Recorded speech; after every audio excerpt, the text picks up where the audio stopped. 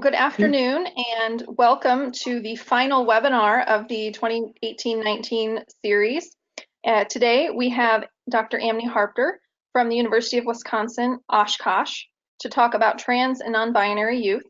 Before I hand it over to Amni, just a reminder, we're going to keep everyone on mute, and that will reduce our background noise for our recording. If you have questions, we are going to take questions throughout the presentation. You can either type them into the question box, or if you would like to verbalize your question, you can raise your hand and I will unmute you and you can talk with, you can state your question over the microphone system and we'll answer it that way. So without further ado, Amni, thank you for joining us today and it is all yours. Okay, thank you so much. Hi, everyone. I'm Amni Harper. My pronouns are she, her, hers, and they, them, theirs. I identify as queer and agender, and I'm a counselor educator in a professional counseling department at the University of Wisconsin, Oshkosh. So that's who I am. I guess I want to kind of just give a little bit of an overview for the things that we're going to do. There's quite a bit of information, and I don't know, I'm hoping that we'll get through it all, but if things that at any point in time you want a little more information about, or I'm not quite going slow enough, some of this stuff can be a lot of new things, so please just pause me, ask me questions. I'm happy to do that. We're going to talk about, I'm going to first kind of just give some basic information about the experience of trans and non-binary youth in schools. And then I'm going to get into more of the language and definitions, and then we'll get into some pronouns and things like that. And we'll kind of finish up with some more resources and things you can do and things you can use. So that's kind of a very brief overview. I just kind of want to note, I kept it on the cover page here for you all for a second, just so that you can see that on the left is the trans flag and on the right is the non-binary flag. So if you're not familiar with those are some important symbols to know. And hopefully, oh, there we go. My cursor didn't want to move forward yet. Okay, so a lot of the best data that's out there in terms of experiences of discrimination and oppression in schools is done by the GLSEN studies. It's the Gay, Lesbian, and Straight Educational Network. They have an amazing amount of resources for schools. And if you haven't been on there to check their stuff out, I mean, every time I go, I find new things that I didn't know existed. So I highly recommend that. I've got their website listed a few times throughout. So please, feel free to do that at some point. So this is just some major highlights. The GLSEN report itself looks at all kinds of aspects. It looks at LGBT students in general. It looks at specifics related to sexual orientation or gender. It also looks at things like race and some other issues. And so the actual study and what they came up with has so much more data than what I'm going to give you, but I wanted to give you some highlights that I think will give you a picture of that experience. So when we talk about discrimination faced by trans youth, and I'm using the term trans, I guess, here as a bit of an umbrella to mean trans and non-binary. And so we'll talk more about how those break down and as we go through. But 85% have responded to say that they have been harassed or assaulted in schools. That's 85% of trans youth. 25% have been told that they couldn't wear clothes that go against what traditional gender roles would have a person wear. So like people who are assigned male at birth are not allowed to wear a skirt, for example. So 25% have been prevented. 51% have been unable to use their name and pronouns and have those used in the school. And then 80% have felt unsafe or uncomfortable in bathrooms at schools. 59% have required to use a bathroom that they were required to use a bathroom that didn't match their gender identity or expression. So they were told that they were not allowed to have a space that felt safe or comfortable for them. in that way. 83% just reported feeling unsafe at school in general. 64% avoided gym because of feeling uncomfortable or unsafe. And then one thing that we know is that policies that support trans youth make students less likely to miss school. However, only 12% of all the trans youth they surveyed reported that they have affirmative policies for them at their schools. So we have a lot of work to do. And then if you look at the next slide, this feelings of safety at school by gender, this really just breaks it down a lot more. So if you look at like all transgender students, we've talked about 83% feeling unsafe. If you look at trans boys, that would be 84.6%, trans girls 72.1%, and non-binary trans people is right at 80.3%. And then they broke down a little bit further and looked at genderqueer or other non-binary. So some people who are non-binary would identify themselves as being cisgender or not identifying as trans or cisgender. And so that number is at 59.2% and genderqueer is at 53.4%. So just to give you a comparison in terms of feelings of safety related to your gender at school, when they look at cisgender people, so cisgender is the word for people who were assigned a sex at birth that matches their gender. So if you were assigned female and you identify as a girl or a woman, like that makes you cisgender. Or if you were assigned male and you identify as a boy or a man, that makes you cisgender. So 8% of cisgender people feel unsafe based on their gender. That's 1.3% of boys and 10.4% of girls. So we're talking about, you know, in terms of trans people, trans and non-binary trans people, we're talking about 70% increases, you know, and with other genderqueer and other non-binary, we're looking at like 45%, 50% increases. So this all comes out of the GLSEN 2017 National Climate Survey. And then I just have a little graphic there that kind of matches that data. When we talk about experiences of victimization and discrimination at school, like it's really easy to think a lot about the issue as being peer-to-peer, but there's many other things that happen, like even in addition to teacher to student, which also there's plenty of data about what happens there, but there's also a lot of institutional pieces. Related to school buildings or districts and what those policies are and how they get discriminated against in different ways. And so what we know is that that impacts students' mental health. So the overall effects of victimization and discrimination include that they're more likely to miss school, they're going to have a lower GPA, they're less likely to pursue post-secondary education, they're going to experience high levels of depression, higher levels of depression, and lower self-esteem. And that information came out of the 2014 study. I'm pretty sure that's probably still the case in 2017, but I didn't find, I didn't dig through the report enough to get the 2017 equivalent of that one. So one thing that GLSEN has done in connection with the ACLU is to talk about what are trans and non-binary student rights. And it's really important to note because there have been some changes recently.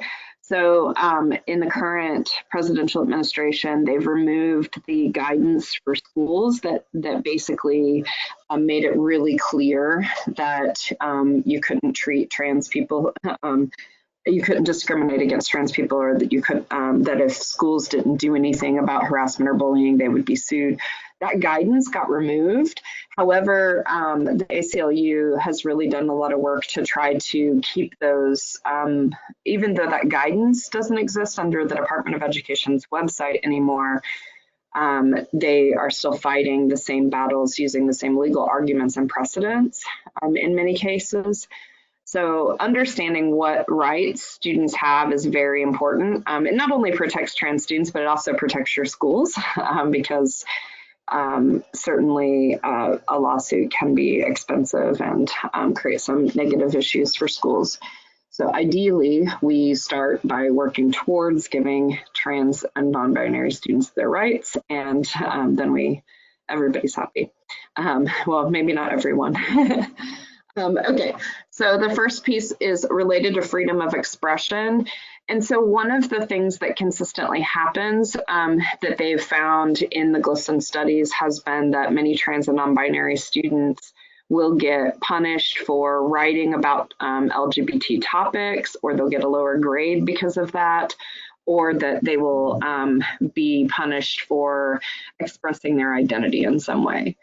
And so freedom of expression is a constitutional right, and students have the right to express themselves. And so that's something that there have been a lot of challenges to, and typically turn out pretty well for the trans or non-binary student legally. Gay-straight alliances. So the national rule is that any, the national law, federal law, I suppose I should say, is that any time a school, a public school, and all of these apply to public schools, private schools follow a lot of their own rules on many of these things. But anytime a public school has extracurricular clubs of any sort, they cannot deny a GSA to form. They have to have equal access to forming a club to any other group. And so that's something that, you know, there's really great groups. The National GSA office really helps students who want to do that and gives them resources, and they can do some advocacy and stuff too if there's some institutional resistance to that. Another thing that is a right for students is that they can't be required to follow traditional gender roles in regards to school dances. So they don't have, they can't stop, schools are not supposed to be able to stop students from having same-sex partners at the dance or dressing according to their gender roles. According to their gender identity, they don't have to dress according to traditional gender roles. And then just in general, trans and gender nonconforming students tend to face a lot of discrimination over dress codes, access to restrooms and locker rooms, and their chosen names and pronouns. Iowa is one of the 14 states in the nation that has non-discrimination policies against trans students. And so that's really wonderful. Thank you. But at the same time, like, there's still these things happen all over the place. And so it's really important to help students to get connected to resources. And the ACLU, in connection with GLSEN, have some good services to help students who encounter these things. And then harassment, again, even though that that guidance for schools was removed by the Trump administration, schools have the right to protect trans and non-binary students. Students have the right to learn in an educational environment that's not full of harassment and things like that. So when schools fail to act when a student is being bullied or harassed or that kind of stuff, they can be held accountable. That's still happening in the court systems, even though that guidance was removed. And then one that people don't often know is that students do have the right to not be outed, even if there are, you know, like, let's say a couple of different school personnel that know about a student being trans or non-binary. They don't have the right to out them to other teachers, students, school administration, or any of that, and they don't have the right to out them to their parents. And so those privacy pieces are really important. Okay. So hopefully no questions on any of that. I don't see any coming up yet. I want to just kind of talk a little bit about terms and definitions and different ideas. So I made a little graphic here. I'd like for us to kind of think of these concepts in different ways. So when we talk about gender, gender identity, I put that at the center because that's really about how the person feels within themselves, like how they identify, how they see themselves in the world, what resonates with them. A student might have a trans or non-binary gender identity. They might, you know, identify as a trans boy or trans girl or non-binary, and they might not tell anyone, but that's their identity. Or they might be ready and they might start telling someone. And so identity, I like to think of that's like kind of more personal in that sense.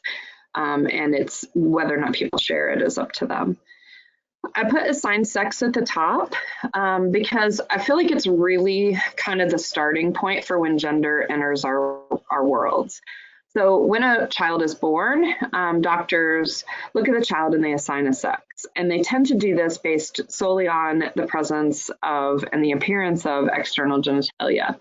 At the same time, though, there are all kinds of things that make up our sex. So we know that in addition to external genitalia, we also have an internal reproductive organs. We have chromosomes, we have hormones, we have secondary sex characteristics that develop in puberty. We have all types of things that make up our sex, but typically the only things that are noted at birth when we're assigned a sex is external genitalia. So as a result of that, not everybody is categorized correctly. That's one thing that can happen. So for example, there are people who are intersex, meaning they have aspects of different sex categories within their biological makeup, and it might just get missed or overlooked. It might be something that we don't even know about until puberty, things like that. And so when we talk about assigned sex, a lot of times people think, oh, well, it's very clear that everybody fits into these two distinct boxes. And that it's very biological. And that's not really accurate because doctors have, in the medical community have created the boxes and they've said, these are the parameters for which a body will be labeled female. These are the parameters for which a body would be labeled male. And what happens is there's not this distinct space in between those bodies and those parameters. There's actually an area of ambiguity that many bodies fall within that don't necessarily, they're just seen as, well, we have to figure out which box to shove them into. And it really is like a shoving into because folks who identify as intersex, they have been fighting for a long time to halt like pediatric surgeries and things like that to what doctors would say would be like normalizing presentation of genitalia when actually intersex people would like to have the bodies they have and make decisions about, any type of surgeries or anything like that once they're old enough to make those decisions about their bodies.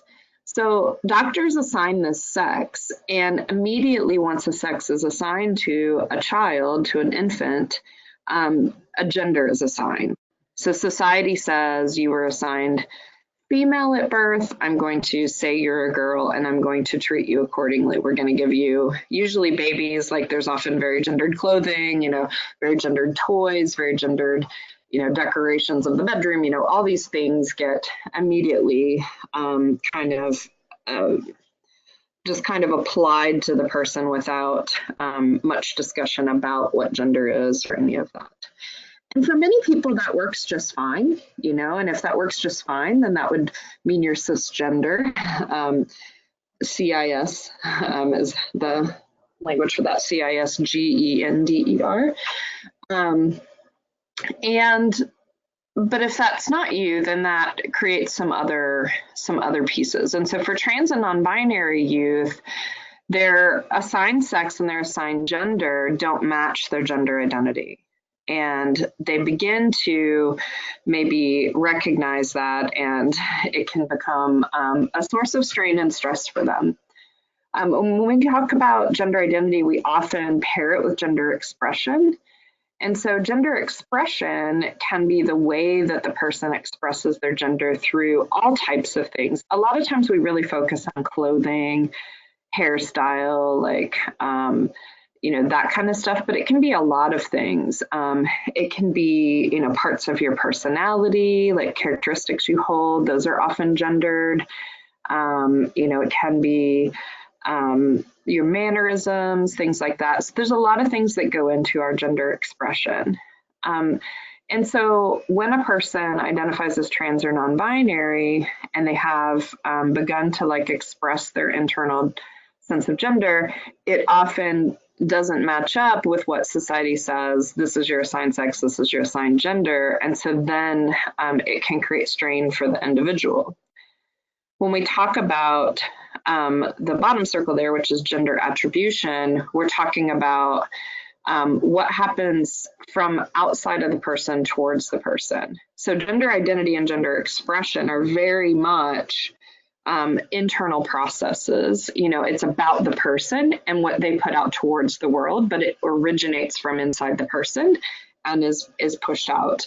And whereas gender attribution is the world making a determination. So when I look at a person and I say, that person looks like a boy or looks like a girl, or I just say that person is a boy or is a girl, because often we don't say, we don't even give it that much doubt.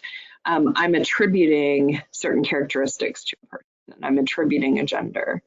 And a lot of the difficulty that trans and non-binary students face is because of gender attribution.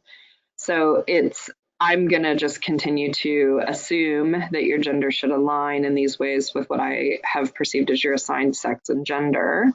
And I'm going to kind of push that onto you. So that's kind of the way gender operates. There's just a lot of different moving parts. I wanted to be clear that it's different than sexuality and sexual orientation, and I'm going to move us to the next slide for that, but I just want to be very clear that so a person who's trans or non-binary is not necessarily lesbian, gay, or bisexual, or queer, or another word in the community. The person could have any sexuality, any sexual orientation. And so I want to really make sure that you can see that those are separate pieces from a person's gender. And sometimes, you know, I mean, part of our sexuality and how we define ourselves is not just like who we're attracted to, but like who we are and who we're attracted to, right? So if you're a cisgender male and you identify as a man and you're attracted to, you know, women, then you would be seen as heterosexual, right? But it takes both who you are and who the person is you're attracted to. Okay, I'm gonna keep moving. Please let me know if you would like me to slow down on any of these. Okay, so I just kind of I made like little umbrellas. Because we're focusing on gender, I'm not gonna spend a lot of time on sexuality and sexual orientation. I just wanna say that I think of sexuality as kind of like a bigger word. It like kind of encompasses everything. And then sexual orientation is really about like who are you oriented towards? So if you're gay, lesbian, bisexual, pansexual, polysexual, heterosexual, those terms really refer to people who really refer to how someone identifies their sexual orientation, like who are they interested in having relationships with, who do they want to have sexual relationships with or romantic relationships with. Another aspect of sexuality is the idea of the level of attraction that we have towards other people.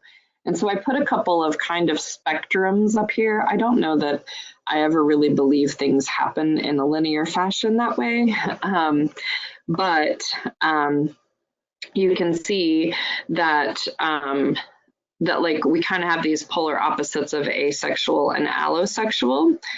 Allosexual this is like the privileged terminology in the sense of people are raised to believe that everyone is interested in sexual relationships with other people, and that they have, you know, attractions naturally towards other people. And being alloromantic means that you also, you know, want to build and form relationships with other people. And so allosexual and alloromantic are kind of on this side of that spectrum. And then on the other side is asexual and aromantic, which means like I don't experience sexual attractions, that's asexual, with other people, or I don't experience romantic attractions with other people. It's important to note that they don't always line up. So people who are asexual may or may not be aromantic. They may be alloromantic, and that's fine, or gray romantic. When we come to kind of the middle, these are words that really, especially the word gray, there's other kinds of words that come in the middle, but gray sexual or gray romantic is really about the person isn't necessarily allosexual, but they're not asexual, or they're not alloromantic, they're not aromantic, they're kind of in the middle of that. A lot of times it takes like special circumstances in order to form sexual attraction or to inform romantic attraction with others. Demisexual tends to refer to people who have to have an emotional connection with someone before they have a sexual attraction. So these are just some other sexuality terms that maybe you haven't heard much before, and I wanted to kind of throw those out there. I also would just add bisexual, pansexual, and polysexual. Those terms are very similar terms in terms of what they mean, because they are what we call non-monosexualities. So monosexual means you have attraction towards a single gender. So people who are gay, people who are lesbian, people who are heterosexual are all monosexual, whereas bisexual, pansexual, and polysexual are attracted to more than one gender. And so most of them have very specific ways they define those terms, but they're all very similar in many other ways. And omnisexual would be another word like that. And then I guess I would add that abrosexual is just about a fluidity in one's sexual attractions, like how they experience it shifts over time. That's maybe a lot of information that I didn't get in depth with, but I want to keep focused on gender. But if you have questions about those specifically, please let me know. Okay. Just because I keep moving doesn't mean you can't pause me and have me go back to something. So please feel free at any time. Okay, so I have the transgender umbrella here in front of us, and I'm going to, when I get to the next slide, you're going to see that I have the non-binary umbrella. I would suggest that the non-binary umbrella exists underneath of the transgender umbrella for at least part of it. Some people who are non-binary don't identify as being trans, but many do. And so if you can imagine like a second little umbrella that kind of sticks out on the edge where it's not completely under, but it's partially under. And the names that, or the words that I have listed here tend to be binary transgender identities, meaning the person identifies either with being a woman or a man and trans. These words tend to be used in that way, with a couple of exceptions. So the term transgender itself is an umbrella word, so it could include binary and non-binary people. Similar to that is the word trans, which is just a shortened version of transgender, and that also can be used by binary and non-binary people. The term transsexual, I want to just say that there's not a lot of young people using this word. It has started like to pick up a little bit with some young people, but it tends to be a word that has kind of gone out of favor with younger trans people in general. At one point in time, that term was really the only term that existed that people used. It was very medicalized because it came out of the medical community and out of the trans community at the same time, in the sense that there was very much this idea that people who were trans wanted to specifically medically transition in certain ways. And originally, that term by doctors and medical professionals really meant the person was going to make a complete transition from being, from having like one sex into the other sex. And I'm using those binary terms, right? And so this idea kind of came about that like, of this like true transsexual, someone who really wants to make this full transition. And oftentimes that transition would then mean the person was supposed to be heterosexual and live by society standards according to that other sex, like all of the like normative standards. However, that term really, as it started that way, it really has expanded a lot. People now understand that transition is a very personal thing, and many people who decide to transition may want, just a variety of different things. So we're talking about hormones, top surgery, gender reassignment surgery. We're talking about, even smaller surgeries like shaving down an Adam's apple, or changing the face structure to make it more rounded or more sharp. There's all kinds of different things medically one might do, or there's also social steps that a person can do. So how they express their gender, coming out, going through the process of identifying their name and their pronouns, things like that. So all of that can be a part of a person's transition. When it comes to non-binary trans people, they don't always relate to the concept of transition. So transition is something that for binary people really makes a lot of sense. And for non-binary people, it's kind of, it's really very individual whether a person identifies with that or not. But for all people who use the term transition, it's really, it really is about personal choice, and also like what the person can afford, because many of the more extensive measures in terms of like surgeries, things like that, many of those are not covered under most insurance plans. And so sometimes people can't afford them.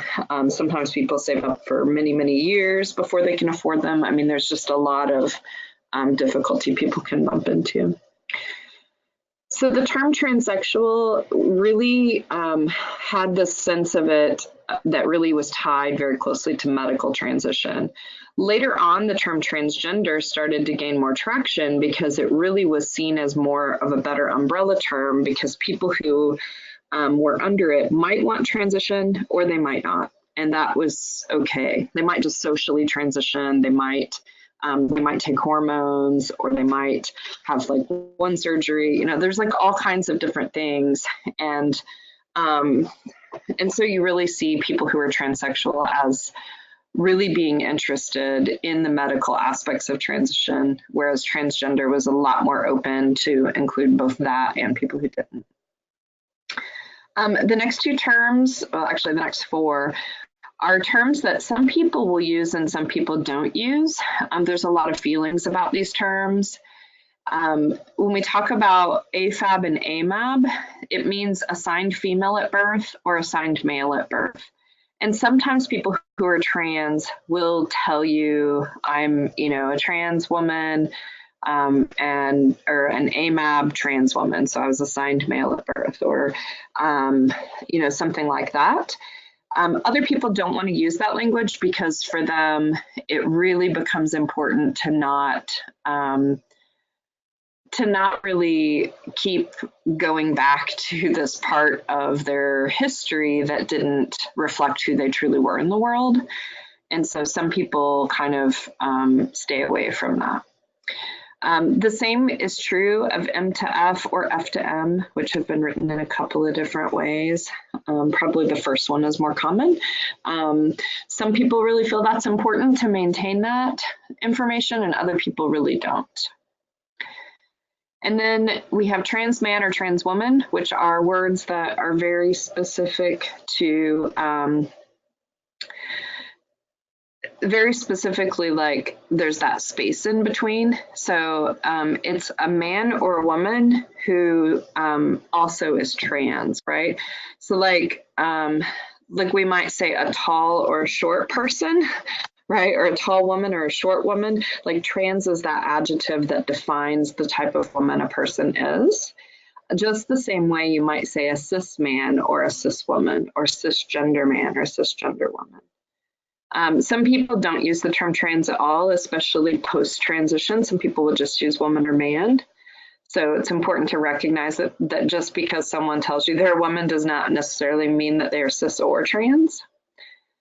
And then the term cross-dresser, that replaced the term that used to be used, the term that's now considered more pejorative in the US, which is transvestite. It's used in the UK still pretty positively, but here it's not seen as a positive word. It's used fairly negatively, so folks will use the term cross-dresser. And that indicates people who, on a part-time basis, express a gender outside of the gender that they were assigned, and or maybe more than one gender. It depends on the person. They tend to be people who, in the times that they're not cross-dressing as a verb, they tend to be heterosexual men. That just tends to be the majority of the people who use that label, but it's not the whole of it. The term two-spirit is an important one because it recognizes Indigenous people and specifically related to gender roles. The two-spirit would be like any person who identifies as LGBT might and who is also Indigenous. Sorry, I almost misspoken, didn't say that part. That person may use the term two-spirit. It is an intertribal word, and it recognizes like the histories and traditions that existed in many tribes, not all, but many tribes around LGBT people. And it is a term that people have begun to use in kind of that intertribal sense to get away from the identities of LGBT and those types of things, because they don't have that same cultural meaning. So to use that term, people need to be both Indigenous and LGBT, but it can include trans people and non-binary people. And then there's trans-masculine and trans-feminine. Again, those are adjectives. So you might say, you know, a trans-masculine person or a trans-feminine person.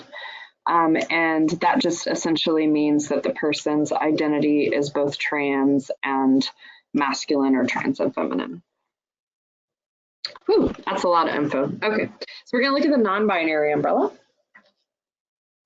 And when you think about this, so again, I'll just remind you that there's like another umbrella above it, which is the whole transgender umbrella. But part of this umbrella, many times when people use these identities here, they may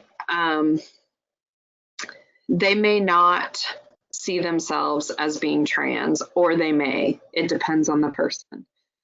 So the term non-binary to begin with, oh, it's funny, I have the dash in there still. You'll see non-binary spelled without that hyphen and sometimes with that hyphen. And here on our campus, we've stopped using the hyphen recently, but apparently I hadn't pulled it from this one. So anyway, you can kind of see it in both ways. But non-binary just essentially means the person does not identify solely as a man or a woman.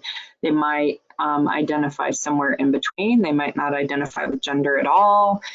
They may identify as a combination of different genders, some of which could include binary genders, but it's not just a single binary gender identity.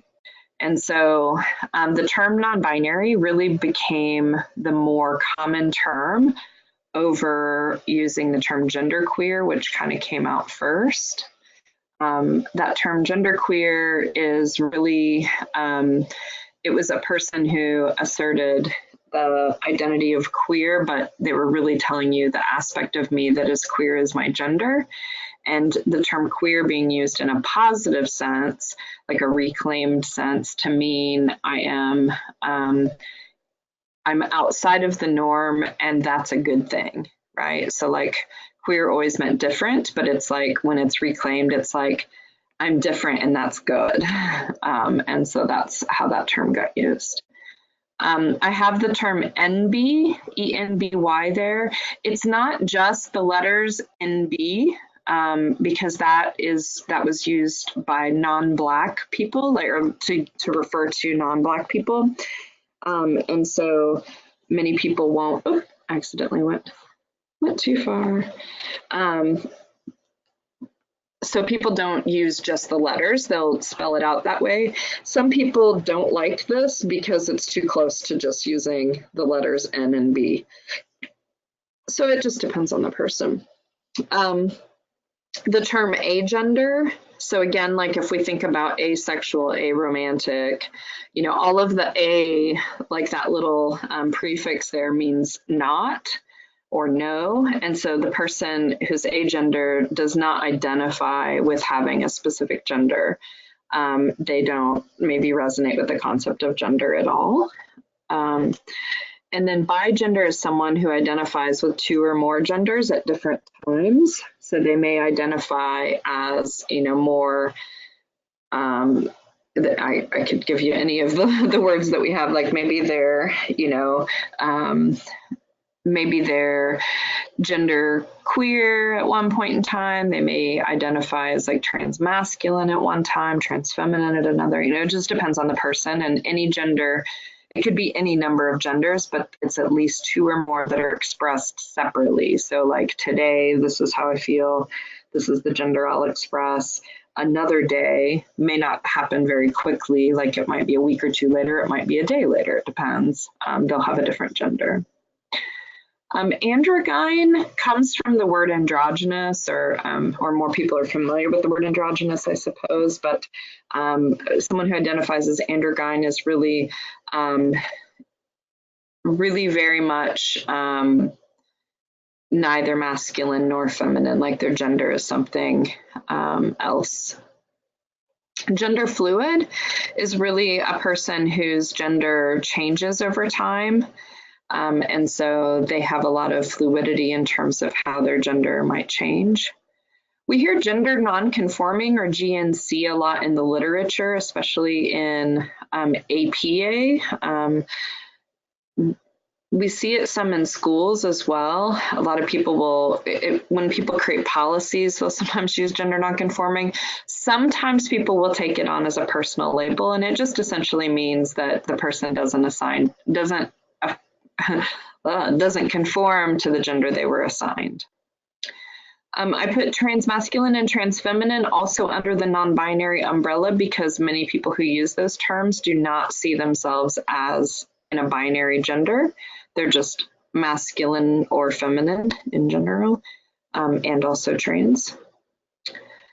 That term intergender is really specifically used only by intersex people. So if you kind of keep in mind that beginning letters like inter, I-N-T-E-R, like intersex people who have a sex that's outside of male or female, and who also have a gender that's outside of man or woman might use the term intergender, but it's not used by other people. And then gender bender, it tends to be an intentional bending of gender. Ambigender is someone whose gender is not, you know, distinctly male or female or masculine or feminine. And then omnigender is someone who sees themselves as having aspects of all genders. And that's the non-binary umbrella. I wondered how, I think I'm doing pretty all right on time. That's good. Okay. I want to just say that when we talk about these terms, to try to avoid the mental gymnastics. If you're constantly thinking about the person's, what we would call their dead name, like the name that they used prior to coming out, or their previous pronouns or the previous assigned gender or sex that they had, to then think about, well, what are they now? Then you're going to really get yourself into, you know, into some difficult places. I really feel like, you know, we don't do this with other things. Like I have the sports metaphor is a good one, you know, like we don't always say like, oh, you know, so-and-so that's like now on our team, but they used to play for this team. And before that they were originally, or they're really, you know, they're really a part of this team, even though they now play for us. Like we don't think of it that way. We just think of, well, now they're on our team. So they're, you know, whatever our team is. Right, they're in Wisconsin and be like, oh, it's a Packer or a Brewer or something like that, right? I think it's important to avoid those mental gymnastics. And to do that, when someone tells you who they are, begin to see them that way. When someone says to you, I am, I'm non-binary, begin to see that. Begin to look at the person and see them how they wish to be seen, instead of like constantly translating in your head, well, they were this, but now they're this. I think it can also be important to reflect upon your own experiences. If you have cisgender privilege, to really think about what was that like for you to not have to think about the things that this person's having to think about. And then becoming aware of where barriers may exist in your day-to-day life for trans people. Okay, pronouns. I just want to, we're not going to spend a lot of time here on pronouns. I want to give you a tool to help you to practice, and I will kind of go through these a little bit, and then you can take it from there. I really think that the best way to learn pronouns is through practice. I've got a couple of links in the PowerPoint, which I'll make sure that everybody who's here has access to that. I'll send it to Britt, so that you can go out and, do the practice on the apps. Some people practice with like their animals, or, like practice in their commute on the way to work, whatever it is. Practice makes perfect. So everybody's pretty familiar with he and she. Sometimes people will get tripped up when someone changes from one pronoun to another. And so it's just important to just practice using that pronoun. They, them, and theirs is probably the most common pronoun. And when you think about they, them, and theirs, I just would recommend not thinking about it.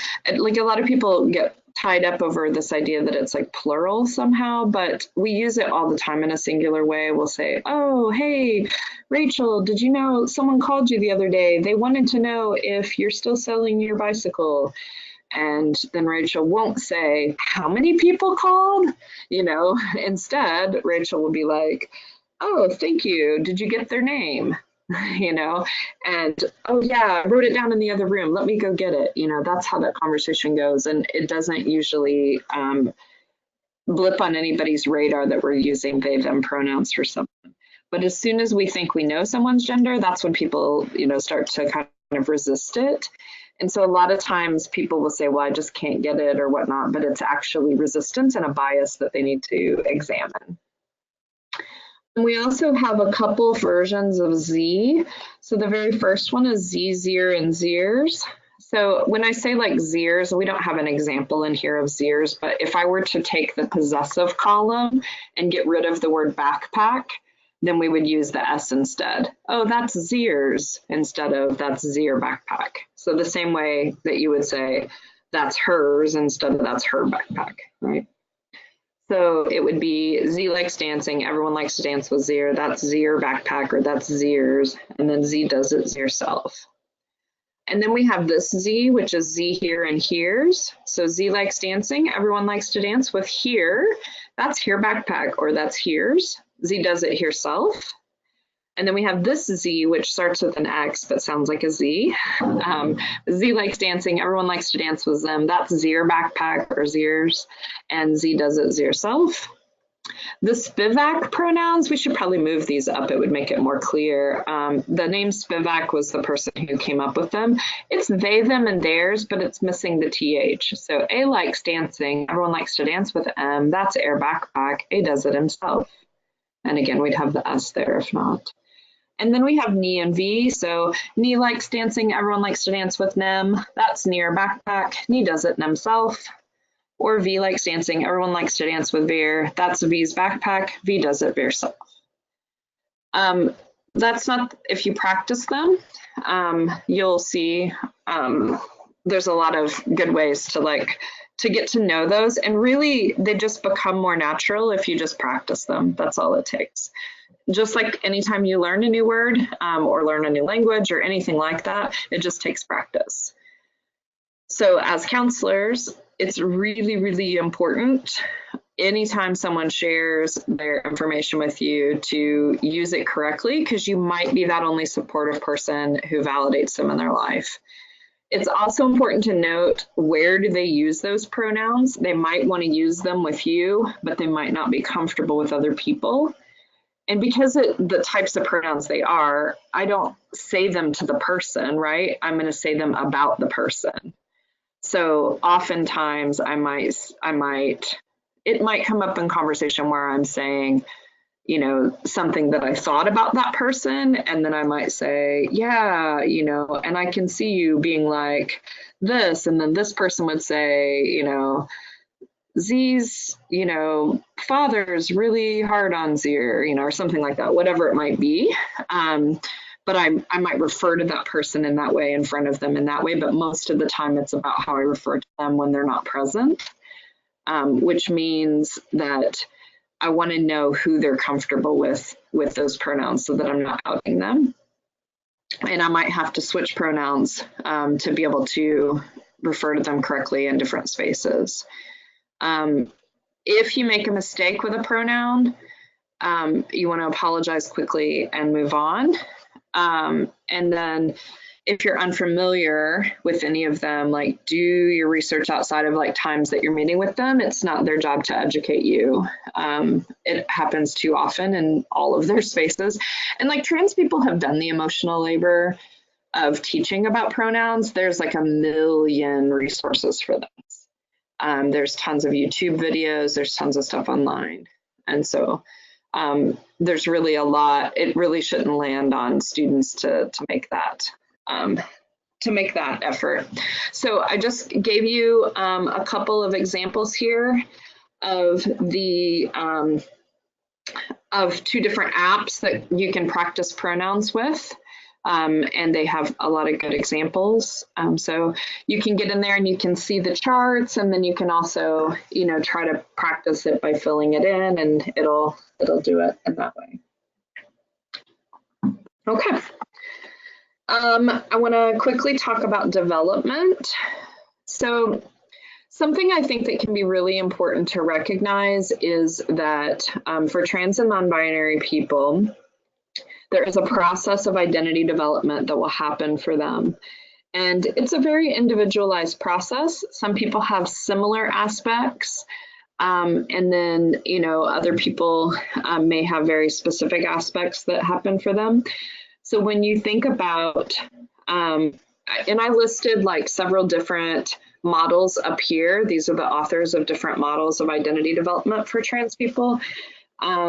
But they all have some kind of commonalities. These are all like stage models, and they all begin with like a person beginning to understand themselves, finding labels, and then a lot of times they may have delays in their development, meaning they may come to it, but then kind of back away from it for a while. They may, you know, kind of stall around any of those spaces. And so it's important to note that that process can take a little while.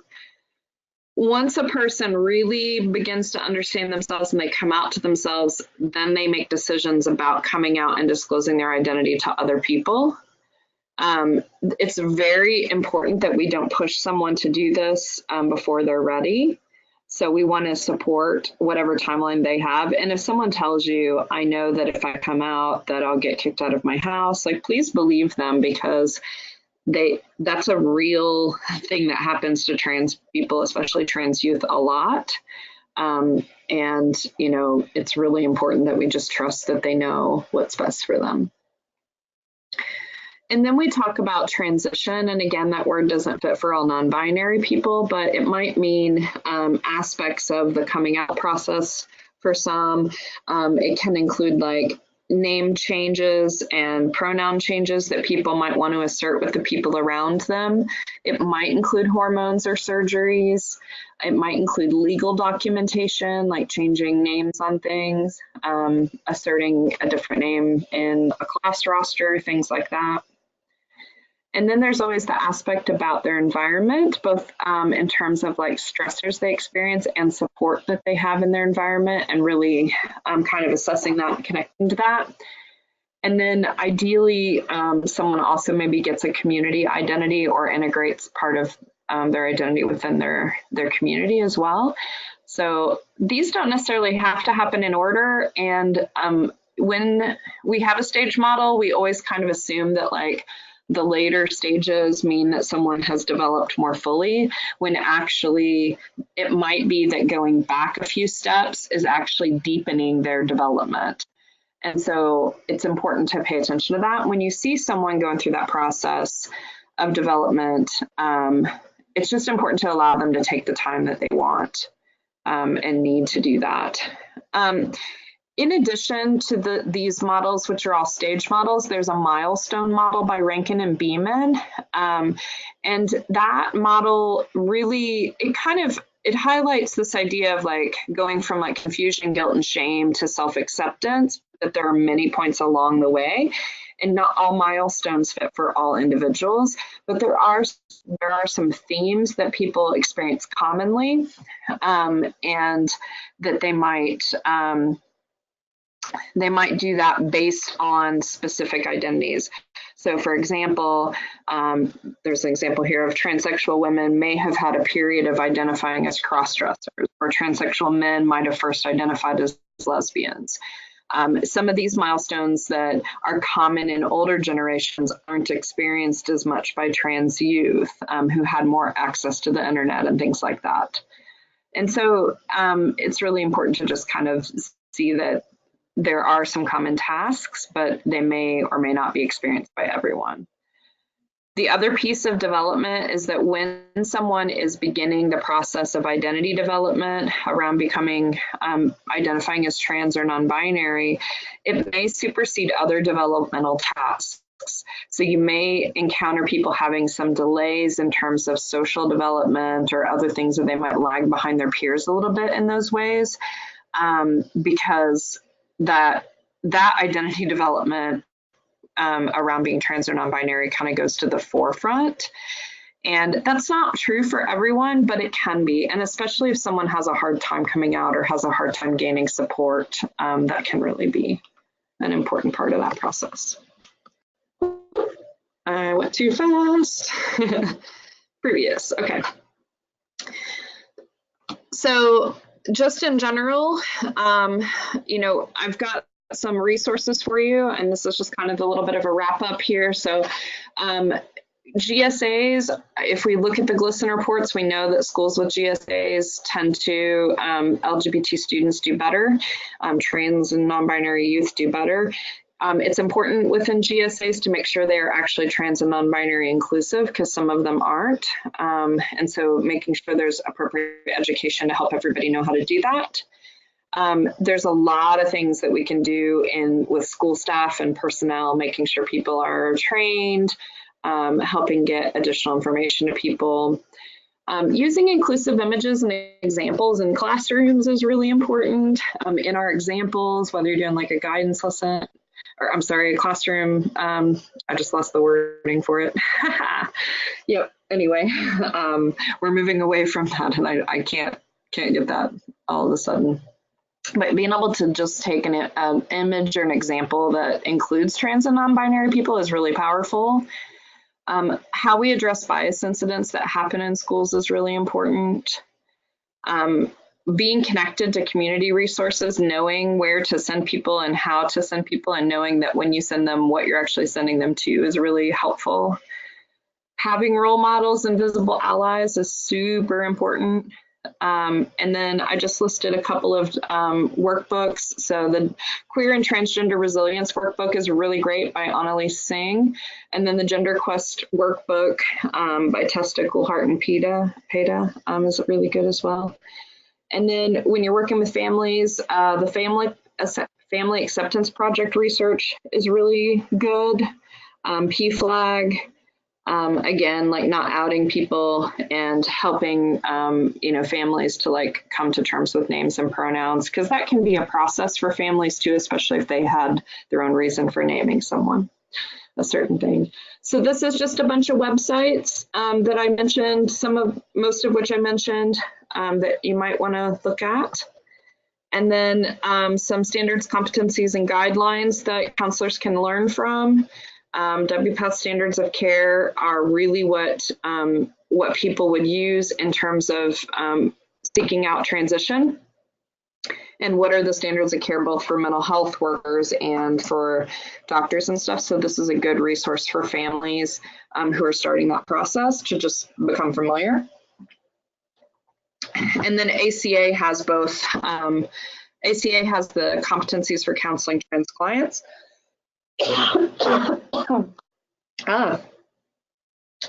And then APA has brand new practice guidelines for psychological practice with transgender and gender nonconforming clients. And that actually now has a whole section on, it has a whole section on trans youth, which is great. So that, I think, is the end of my slideshow. I hit it right at about 4:15, so maybe I can check in and just see if anybody has any final questions.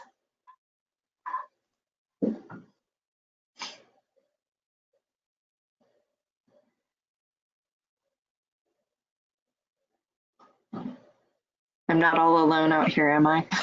I do a whole webinar and find out I wasn't connected. That would be funny. So I don't see any questions. Thank you so much, Amni, for sharing your time this afternoon and going through all of this very helpful information. And the recording will be up in a couple of days. So Thank you and have a great afternoon. Thank you so much. And if anybody has questions, you can feel free to email me as well. I'm easy to find on the internet. So, okay. Thank you. Thank you. Bye-bye.